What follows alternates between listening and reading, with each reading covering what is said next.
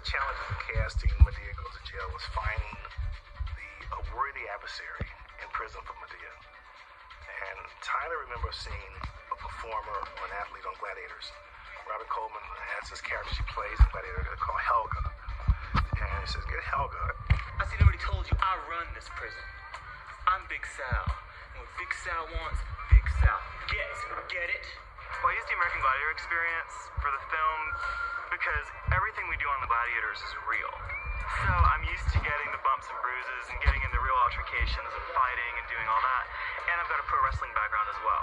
So doing the flips and doing all that different things is fun for me. I was actually, can we do that again?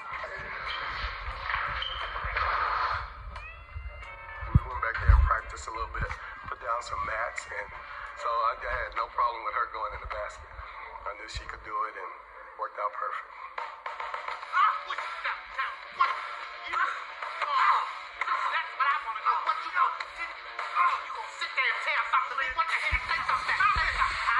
I gotta give it up. He is strong.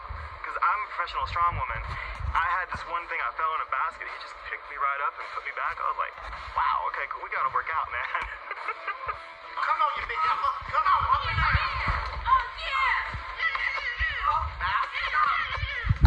Now, I would love for Madea to come on American Gladiators so we can really see what's up. I'll take her on in a minute. All the circular gentlemen. Get the hell on out of here with Alvin and the two chipmunks. When I first read the script, the first thing that jumped out at me was this shopping mall scene where Madea gets into an argument with a woman over a parking space, and she sees some construction workers working, and she goes and steals one of their construction vehicles and destroys the car. All right, how are we going to do this? How are we going to destroy a car? And, you know, what store is going to let us do that? Fortunately, we have a good relationship with Kmart, and they were fortunate enough to let us use one of their stores to shoot this. I pictured it just the way I shot it. I mean, Madea is just completely out of control, upset, angry. Why don't you move your red car before I move it for you? This woman, you know, she just pops in, takes her parking spot, and everybody's wanted to do it. Everybody in this world has had somebody jump in front of them and take their parking spot, and you want to get out and key the car, you want to smash the car, you want to do all of that stuff, but Madea does what she wants to do.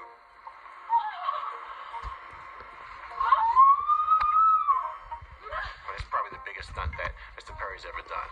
So obviously there was a lot of planning involved in terms of securing the car. And the thing about the scene is that we wanted the spectators relatively close because we didn't want them to know what was going on. So there were safety issues with that. So it was a lot of coordination. We only had one car, and so we only had one take to do it in. We had multiple cameras. We actually had 4 cameras that day to make sure that we really got the drop the way we wanted it. So we didn't know what was going to happen once we dropped the car. We could speculate, but ideally we wanted the car to basically just flip over and do a 180 and land right on its top. So we shot all the scenes that day, and now it's time for this final car drop. And then Mr. Perry says, you know what, I want to drop the car. So no stunt Madea, no double. That is actually Tyler Perry in that forklift, raising the car, dropping the car. I've never seen him smile so bright. I think he had a great time dropping that car.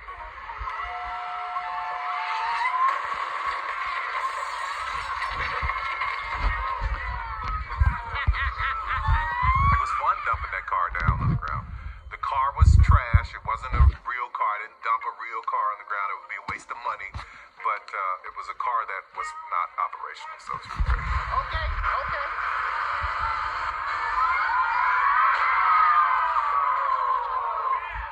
And so it went exactly as planned. We dropped the car, did a 180, flipped right on its top, and the crowd went crazy. And so we were really happy with the way that scene turned out.